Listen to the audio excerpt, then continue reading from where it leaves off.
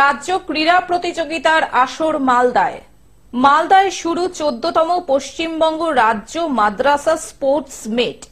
মালদা জেলা ক্রীড়া সংস্থার স্টেডিয়ামে 3 দিনের এই রাজ্য প্রতিযোগিতার আসর। রাজ্যের বিভিন্ন জেলার প্রায় 1000 প্রতিযোগী অংশ নিয়েছেন এই রাজ্য স্পোর্টস মিটে। উদ্বোধনী অনুষ্ঠানে হাজির রাজ্যের একাধিক মন্ত্রী।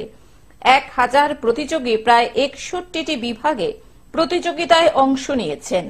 প্রতিযোগিতার উদ্বোধনী পর্বে উপস্থিত ছিলেন রাজ্যের মন্ত্রী সিদ্দিকুল্লাহ চৌধুরী।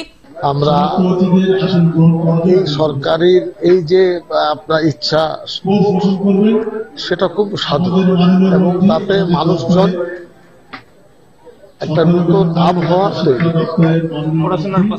পড়াশোনা শরীর স্বাস্থ্যের দিক দিয়ে এটা প্রয়োজন, সেটাকে রেখে আর তারপরে ছাত্রদের মধ্যে একটা প্রতিযোগিতার আবহাওয়া তৈরি হবে। সাবিনা ইয়াসমিন, তাজমুল হোসেন ছিলেন মালদার সভাধিপতি, জেলা শাসক, পুলিশ সুপার সহ অন্যান্য বিশিষ্ট ব্যক্তিবর্গ। এবং আমাদের ডিপার্টমেন্টের মাইনরিটি ডিপার্টমেন্টের রাষ্ট্রমন্ত্রী তাজমুল হোসেনও রয়েছে, ওনাকেও আমি ধন্যবাদ জানাচ্ছি যে আজকে এই সুযোগটা মালদা জেলায় করে দেওয়ার জন্য। সর্বোপরি যারা বিভিন্ন জেলা থেকে এসছে তাদেরকে কংগ্রাচুলেট করছি, অভিনন্দন জানাচ্ছি, যেন সুষ্ঠুভাবে খেলা হয়।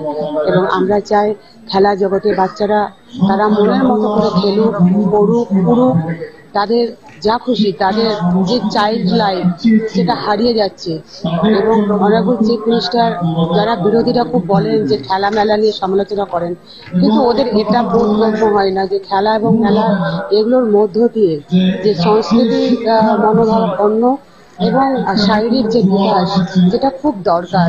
ভিটামিন ডি বাচ্চাদের প্রত্যেকেরই প্রায় কমে যাচ্ছে, তার জন্য যে মাঠ দরকার, সেই মাঠকে আজকে সঙ্গী করার জন্য, খেলাকে আমাদের সাথী করার জন্য অনারেবল চিফ মিনিস্টার তিনি বিভিন্নভাবে খেলার উপর জোর দিয়েছেন। তো আজকে যে স্টেট লেভেলের খেলা হচ্ছে, এই খেলার আমি সাফল্য কামনা করে। মালদা থেকে অভিষেক দাসের রিপোর্ট, গ্লোব নিউজ। এখন থেকে গ্লোব টিভি দেখুন আপনার স্মার্টফোনেও। গুগল প্লে স্টোর অথবা অ্যাপল স্টোর থেকে ডাউনলোড করুন গ্লোব টিভি লাইভ অ্যাপ। এছাড়াও জিও টিভি অ্যাপ থেকেও দেখুন গ্লোব টিভি লাইভ।